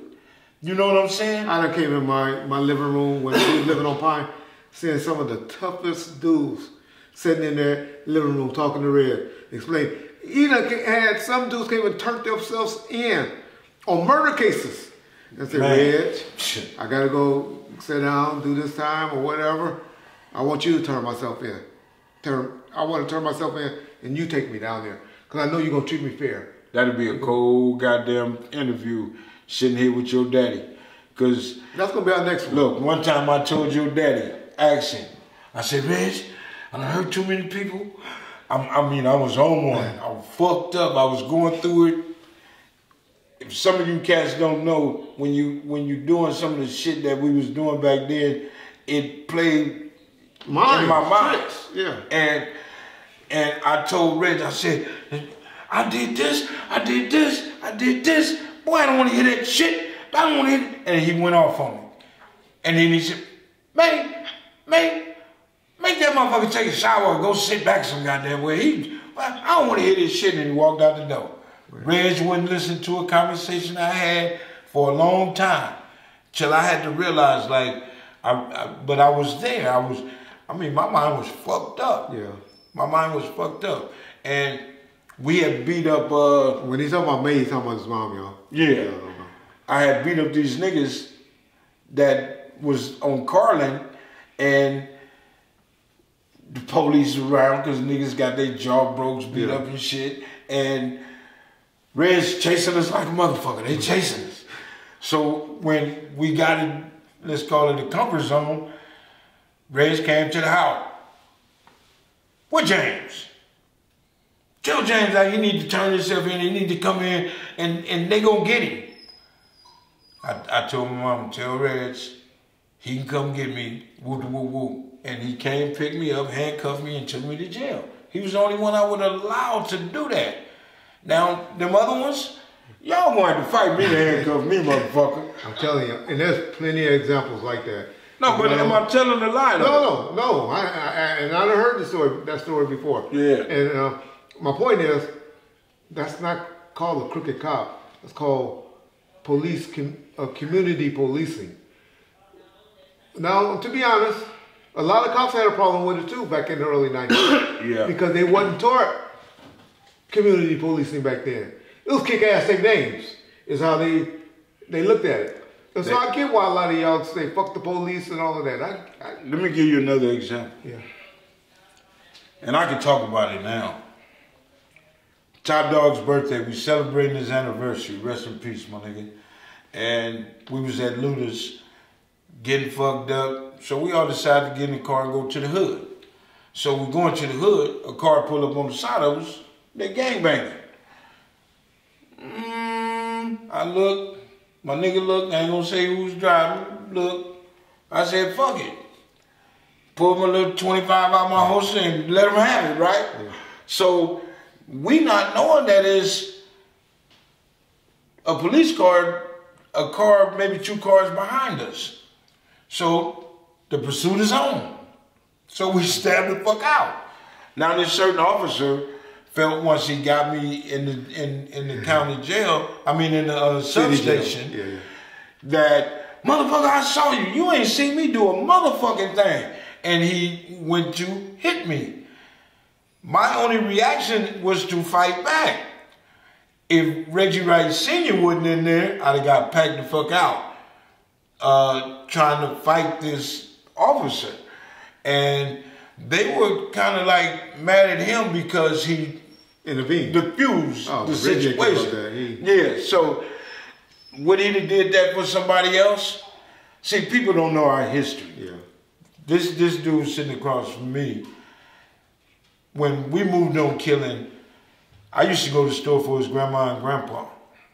When Mr. Wright, Alzheimer's kicked in, and he would walk away and wonder, me, Alton, and Timmy would get on our bikes and go looking for him. Now, we done caught him, if everybody know back then, we had Market Basket. Yeah. All y'all was working at the time. I don't know if he was going up there to catch somebody, but we was getting him and bring him home. Yeah. But Mr. Wright and Mr. Wright, I mean, this is his grandparents. This is their mother.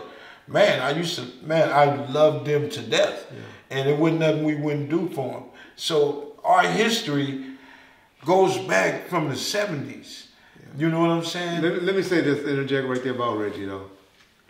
Reggie and his peers and his cop friends and all will tell you, that was always Reggie. Yeah. I wasn't that way. I'm going to be honest. Reggie Jr. was an asshole. But Reggie Sr. was always a community. He knew community policing before there was such word. But he knew everybody before, because I think he was the reader. He was the one to cut your lights off. Yeah, he was. So he knew everybody's family. Was it the lights or the water? Edison. He worked for Edison. Okay. Edison. And he knew everybody because he walked. But he wasn't the meter reader. He was the one that came to your house and be like, you got to have X amount of dollars, and we'll have to cut your lights off. Exactly. But he will cut your lights off. But you know what he would do? And y'all go, and this is how him and Turtle and Gangster and all of them had a great relationship, but not so much Gangster, but Turtle family.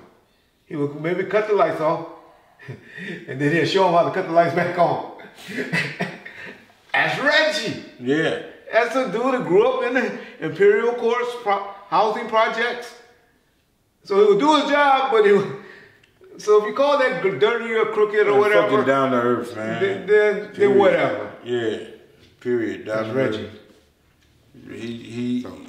He has helped a lot of guys. He was more of a mentor to some of the guys that he really interacted with in the hood, and told them, motherfucker, you do it, you're going to jail. I'm gonna come over here and I'm gonna lock your ass up. And he'll tell you straight out and he'd do what he meant. Yeah. Whatever he said, he was gonna do it. Yeah. So, I mean, you know. But you're gonna be treated. You gotta expect for people to say what they say and not be mad about it because they're on the outside looking in, Reg. Yeah. You know what I'm saying? That's why I be telling you, don't be so quick to go off because, I mean, everybody got their own right to their own opinion or whatever. Yeah. But they don't know the person. You feel me? And y'all gotta remember, he was raised by my grandmother, who was over there that worked at EDD, and she was the one that get you the job. Mm-hmm. She's the one that found in Watts. There was a over on Central, for those of y'all from LA Watts area. There, Maxine Waters has a big complex over there now, but it was a big EDD over there, and she was the one that they would send you to once you file unemployment and all that, and try to help you find a job. And this was her. I remember she used to try to give us danishes while we was cleaning the yard. We cleaning up the yard. She wanted to feed us. Oh, we cleaning the yard and shit. Man, Miss Wright was always good to us, man. But that's why y'all don't get, that's why we get the crooked cop, because we believe in fraternizing. Right. We caught it. That's a word that I didn't know. My supervisor tell me, oh, why are you fraternizing with these gang members and these people? Fraternizing? What do you mean fraternizing? I remember my boy Melvin that had to stop the stereo shop. They sold more weed in Compton than anybody. But I go up there and get my stereos and my sounds fixed on and worked on. And the white cops and the cops in Compton and the supervisor, you up there fraternizing with these guys? This is where I live. This is where I'm from. And even where y'all want me to go to Lakewood and get ripped off by the good guys? Oh, that's why shit's so bad today, because they don't understand where they're patrolling at. They don't understand these kids. And you could think you're doing your motherfucking job, but you're not. Beating up a motherfucker ain't fixing the problem. You know what I'm saying? I guarantee you, Reggie Wright Sr. has saved more lives than these motherfuckers have taken. You know what I'm saying? Just from being, you got some disrespectful ass police officers out there. Now, I agree.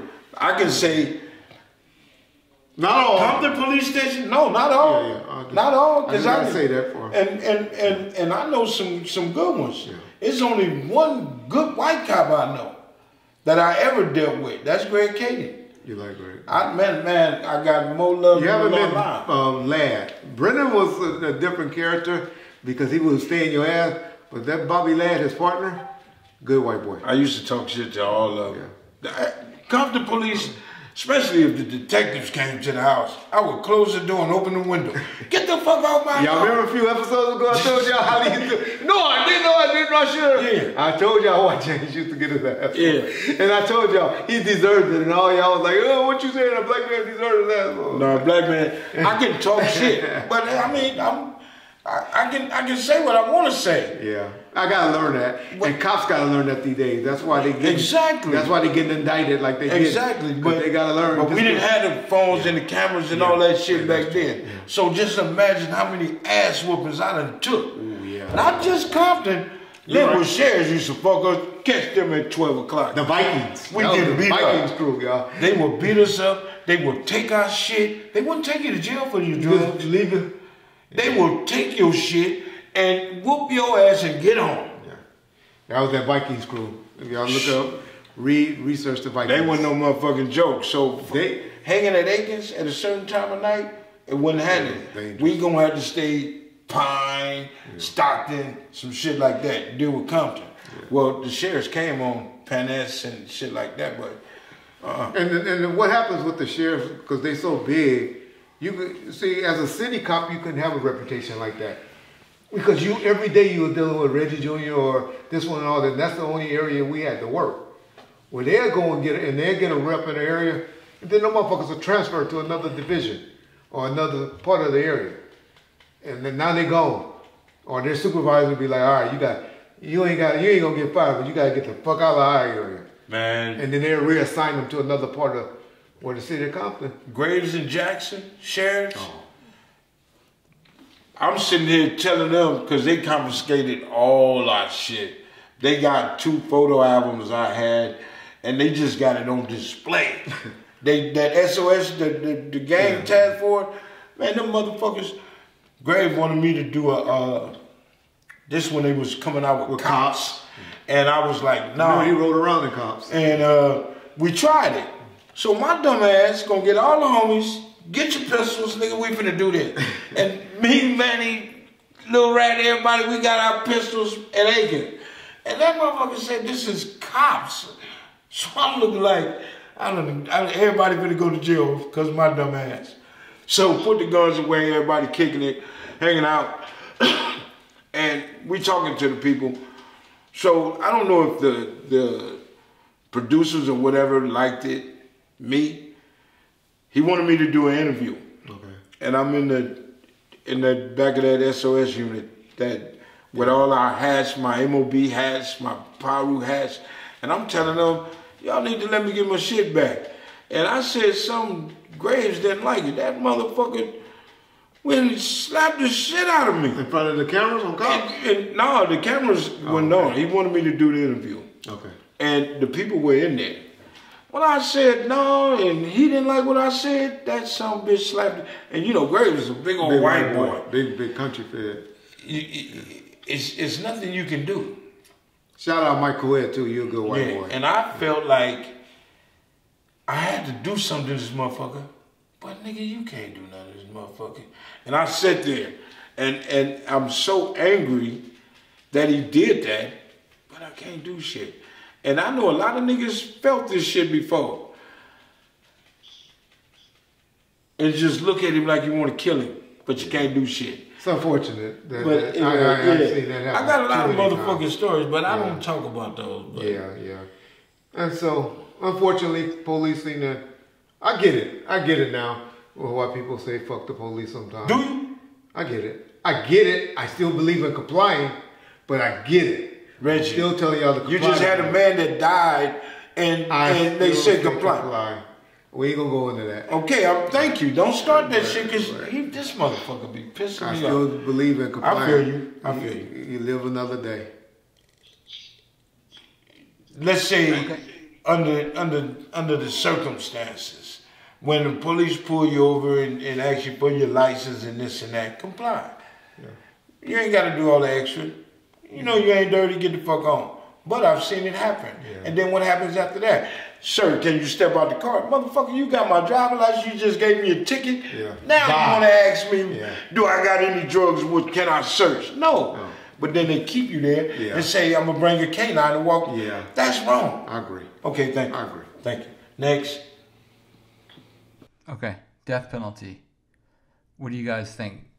Reggie, I know you've said many times that everybody's date is written, and you can obviously you can play into that by making one decision over another. But overall, what is your stance on death penalty? I'll let James answer first. I'll be contradicting myself. I'll be a motherfucking hypocrite if I say I'm with the death penalty, because the majority of us that walk this life should be dead. Because, and I understand, you take a life, you should be ready to give a life. I understand all that. But I'm not going to say that I agree with the death penalty, only because I lived that life to get the death penalty. So I ain't going to say yeah, nay on that. If you eat 33 people, yeah, you should die. Jeffrey Dahmer's or whoever, if you out there killing, death is death, man. So, like I said, I don't agree with it. Yeah. I don't agree with it. The religious part of me want to go against the death penalty, but the person seeing families and I know y'all say the stats don't support the deterrence part, because I would think it would deter, because you say, well, that don't deter shit, that don't work. Well, yeah, ask those people over there walking around with one arm in no countries that chop your shit off when you steal. Ask them, do that deter theft in their country by a great percentage. Or go get some slashes and see if that don't work, and see how their crime rate is in their country. But I'm for the death penalty because I understand the victims. I got two friends. One of my good friends, his sister was killed in Compton by Potato Head Paul from Santana Park Prep when they did some shooting, did a shooting over in Atlantic Drive. At the park, at Kelly Park. It actually happened at the park. And he can't wait for the day where he can go and witness Potato Head Paul get the death penalty. The anniversary of a guy that was in my best friend as a cop, Kevin Burrell. He got killed on the February the 22nd. That anniversary is just passed. And him and James McDonald. And I can't wait for the day to go see Regis Thomas from Bunny Hunters. Why you can't wait? That was my friend. He killed those two cops. He took their lives. And so I say that to say I'm for the death penalty. I know the most people argument is it doesn't deter crime. I don't agree with those stats because I know how countries that does execute and cut arms off and give you lashes and all that, you go and talk to people in their country, they have very, very little crime in their country. We live in a fucked up society. We all agree, people will agree on the death penalty until it's one of their family members or themselves that's facing the death penalty. So, can I say being biased to a situation is where people should stand until. Yeah. And I believe when only God should be able to judge you. How do you? Okay, we all make mistakes, but if like myself, if you continue to repeat a crime, then you are quite aware of what you're doing. Yeah. Then I don't think it should be publicized if that's what's going to happen. Yeah. Because if that's your faith, that's your faith.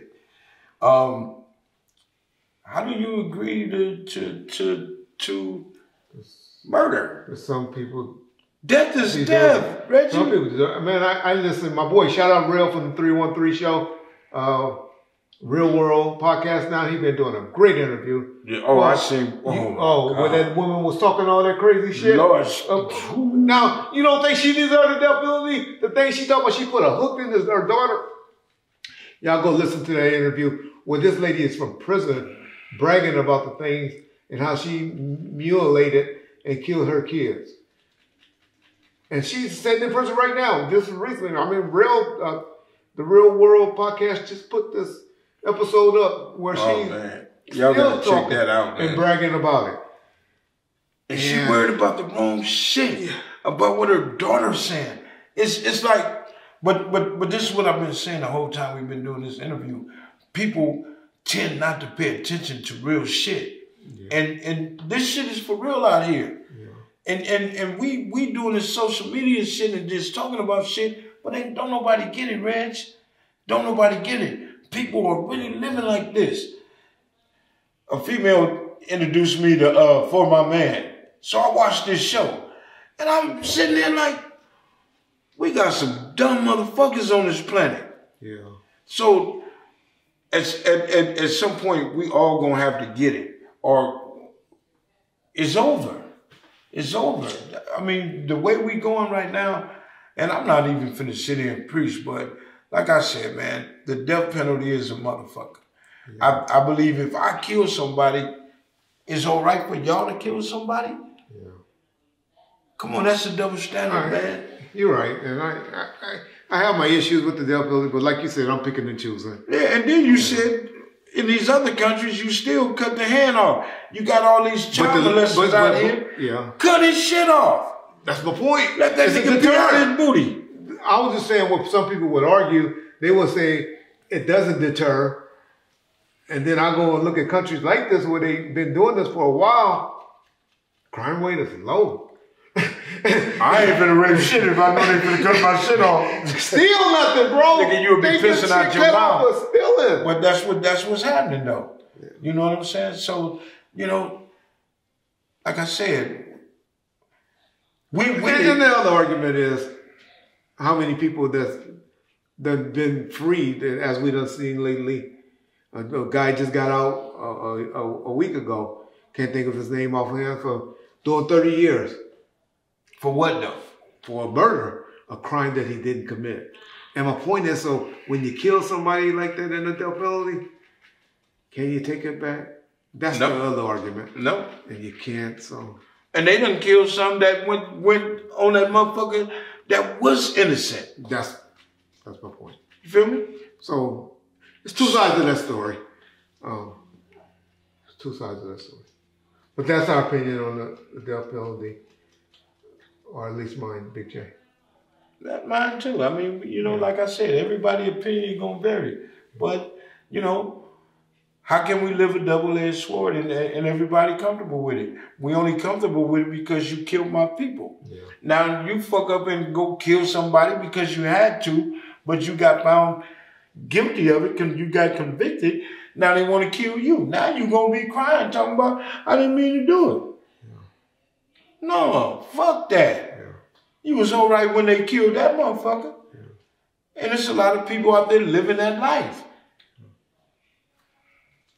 You took my life when you put me in prison for the rest of my life with no parole. I'm done. Yeah. I can't fuck no more. I can't touch no money. I can't go to the grocery store. I can't do shit. A lot of brothers, just call them fish out of water. Some dudes, I used to be sitting in jail and thought the niggas say, Red, I'm just trying to come home for the summertime. Shit, nigga, summer's over. You can take me to jail. Some niggas wanted to, when it's cold, they be like, man, you take me to jail, they don't get us a year, I'll be out by summer. But you never thought motherfuckers just go in there, that's their rehab. Yeah. You know, some motherfuckers I used to call them fish out of water. Can't cope on the street. Yeah. You know what I'm saying? It's the odds are against us. Yeah. I can't get a job, I can't this, I can't that. 9 times out of 10, I'm finna fuck with a crazy ass woman, and that's gonna send me back. So let me go and get rest. I used to didn't understand it. I remember one time asking Suge, I was like, man, how that nigga come home, sprung out on cocaine and all that? He said, Red. He said, man, they still was getting cocaine while they was in jail. They just couldn't get it as frequent, and now they getting it as frequent. But those niggas been hooked on it, still was hooked on it, even when they was in prison. Yeah, they understand. Yeah. All right. Okay, James. I noticed in a lot of the comments in some of our recent videos regarding the Eazy-E situation that people were saying that at the meeting when Eazy signed off the rights for Dre and DOC. Some talked about how on Vlad you previously said that it was Jerry Heller, and it wasn't Easy. I know Reggie said on a recent segment that it was Easy. I was wondering if you could elaborate on that and kind of just set the record straight one final time, what it was and what happened. The day that we went to Eazy-E and Jerry Heller's office, we went there solely to talk to Jerry Heller or Eazy about Michelet and Dre's contract. Eazy-E wasn't there. Jerry Heller was there in his office. Now let me give you a little rundown on the office. If everybody or whoever been there and we walk through the front door. You go to the right, all the way down the end is Jerry Heller's office. We went to Jerry Heller, Suge went in the room, closed the door with Jerry. That was what we did. I wasn't there when Suge supposed to got with Eazy or something like that. I wasn't there for that. Okay. Eazy was not at the office, and I said this more than one time. He was not at the office when we went and Suge had the conversation with Jerry Heller. We went to Ruthless Records, and that's when Suge got the contracts for Dre now. And we only went I only went that one time when it was necessary. So, to be honest, that's what people were saying in the comment section.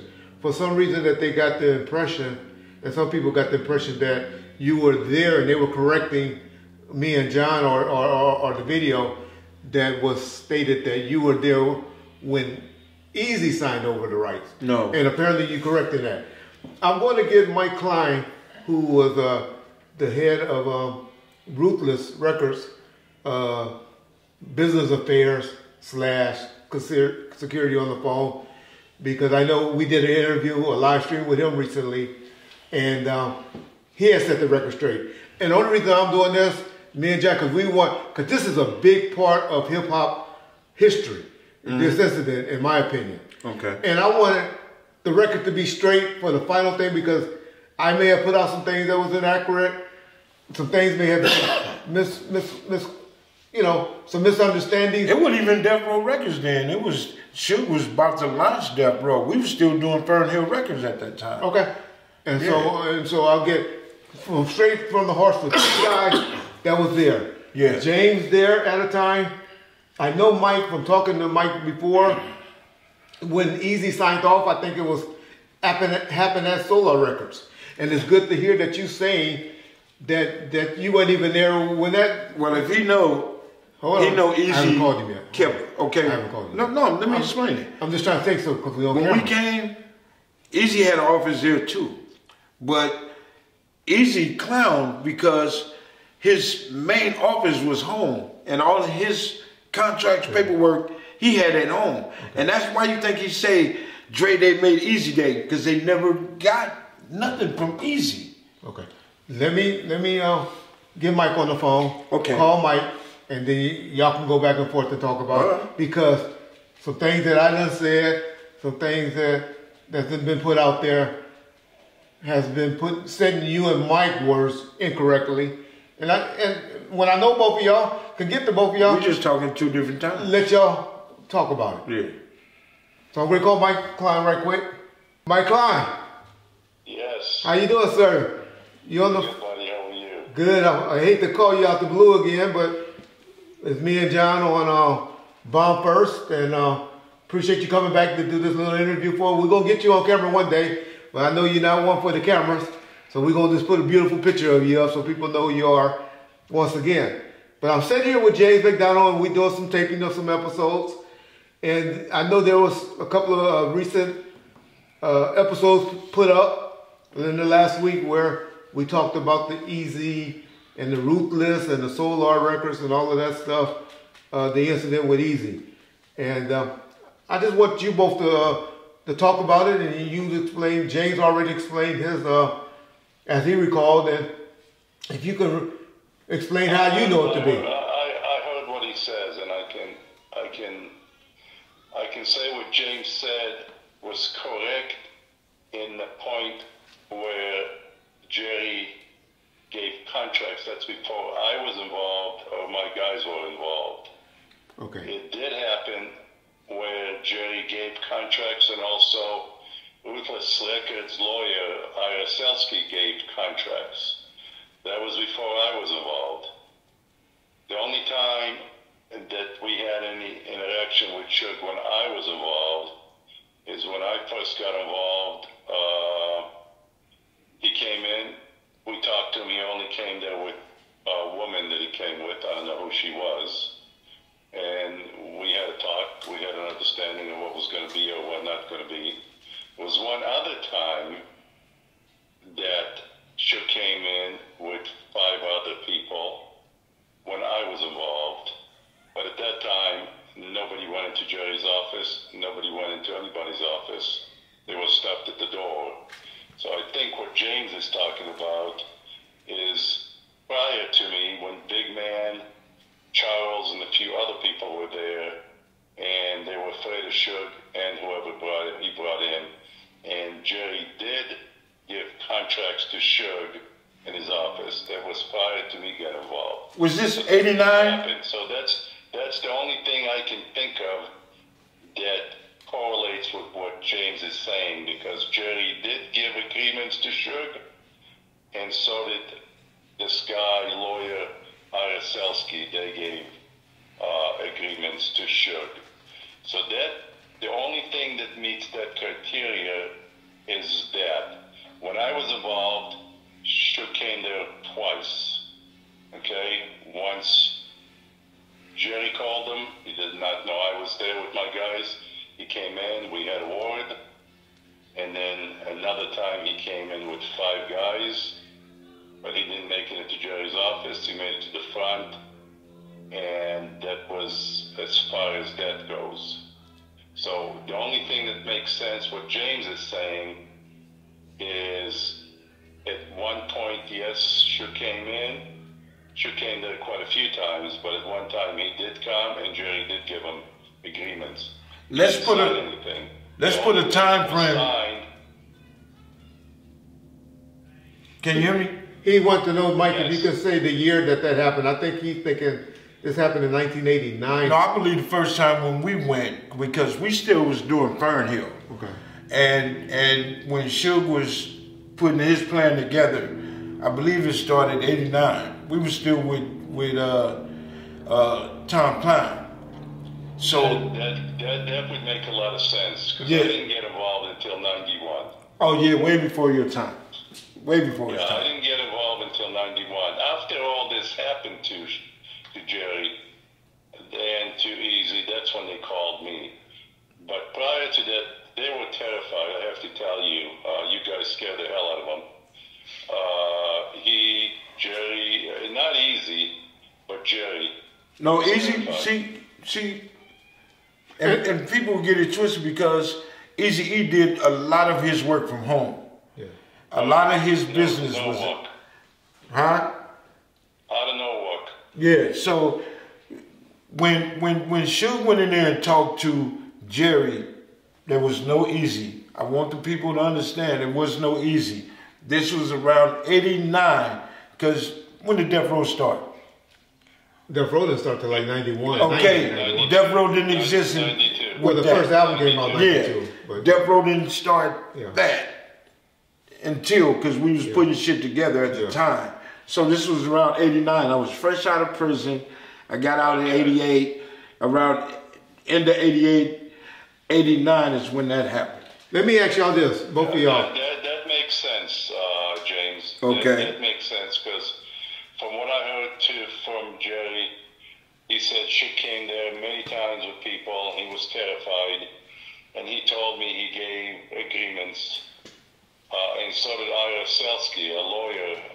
Suge went up to his office Right. and got contracts from him too. So that did happen. What didn't happen when my guys were there. Suge did come there once with 4 or 5 guys when my guys were there, but he didn't make it through. They stopped him at the lobby. But what he's telling me at the time frame, that would have been Big Guy was there, James? It was three. He has 3 guards there. Okay, so it had to be Big Man, Charles, and somebody else that Easy had as security beside the twins. The twins were usually at the no-walk house with them. So he had other guys with them, and they were all terrified of Suge and you guys. Let me ask you this, Mike. This is something that a lot of people put in the comments. I don't know where they heard it, where they saw it from, but there was some allegations that the only reason and the main reason that Eazy signed off on the paperwork was because Suge Knight threatened Eazy mother by showing his address or something like that. When did that allegedly happen? What I was told and what I heard is they told Eazy they had Jerry, that they were holding him. Yes. And they knew where his mother lived. Yes. So that's what I was told, and that's what Eazy told me. Now, when was that? Nobody laid a hand on him. Yes. That was 91. The Jerry I saw that Suge went in the office with, he was hoping it was like somebody closed the casket door on his ass. He didn't want to be in there by himself. Let me tell you, you guys scared the hell out of him. He didn't want to be in there with Suge. Yeah. When I met him, he couldn't stop shaking. His security didn't move, didn't do shit. Yeah, they're not professional. They were friends of Eazy. They're not professional security guys. There was Big Man, Charles, and another guy that he had. Then he had the twins. Well, I'm glad y'all wasn't there. Those guys, they took him shooting. They couldn't hit the target. Did you hear what Jay said, Mike? What? He said he glad you guys wasn't there. He just said he glad you guys wasn't there. Because all I had was a little bitty ass 25. When my guys were there, and this has been a long time. I know karate though. I had guys on the roof. These are all, every one of my guys, not for show guys, not Animal, Mike, or Robert, or the other guys. They were guys for size and show, and they were tough guys. But my guys were all special forces guys, every one of them. Combat, ran down terrorists. So, I mean, we had security where security couldn't be seen, but we didn't ever have to use it or do anything. I think once me and Suge sat down, and just for the clarifications, so everybody knows, today me and Suge are good friends. I talk to him just about every day. Exactly. Right. So, I mean, we started on opposite side, but, we just wanted to do our job, and just don't know if James knows, but those releases that Eazy signed were worthless. And the only reason Jimmy Ivan did a deal with Suge is after he called us and approached us and said, I'm not sure that James is familiar with the history. When I got involved, I didn't just get involved with security. I got 4 of the best lawyers out there. You know one of them, Richard Sherman. Yes. And they sent letters to everybody in the industry saying to them that those releases were done under duress, they're meaningless, and we filed lawsuits at that time against Sony, Dick Griffey, Suge, Dre, and everybody involved. We also sent everybody letters saying if anybody would do any business with Dre, they would be sued for interference with contractual agreement. Nobody would touch Dre. Nobody would do anything. Jimmy called us and said, listen, I would like to distribute him. We can work out a deal. And there was 2 options for us to do. Either keep Dre from not doing anything for the next 6-7 years, or do a business deal. And we made a business decision. It was best for Dre to do his own stuff, and Eazy and the Ruthless Records would benefit from it. And that's what happened. And by benefit, you mean the money that they got directly from Interscope? Anything that Dre did, produce, acted on, any other arts that he produced, we got a percentage of. Not only did we get a percentage of, we got a bunch of money from Interscope up front. From Interscope. Okay. Gotcha. From Interscope. And then we had to go back to Jimmy because we felt that some of the stuff that Dr. Dre was doing was not credited to him to avoid paying us. So I met with Jimmy and told him which way was up and which way was down, and he immediately paid us money. That's Jimmy. Jimmy will cut a check and make a problem go away. He dotted his I's and crossed his T's. Yeah. That's what Mike Klein's saying, and that's why I always get mad when they call him security. And I'm had to call Mike and talk to Mike. He's business affairs. Oh, that's gonna be the attorney. Mike control. I told you we got people in place that and we're gonna be making that conversation because Mike has been a great friend of mine in the recent time. We're helping with things, and he's been helping Suge, I know of, for the last 5 to 6 years. Okay. And there's somebody else that dear and close that most people will be surprised to know that Mike Klein has helped out from the Nation of Islam, and he has helped him. I've helped a lot of people out. Yes. That's what I do. Even though me and Suge were on the opposite side, I was the one that got him lawyers when he got in trouble.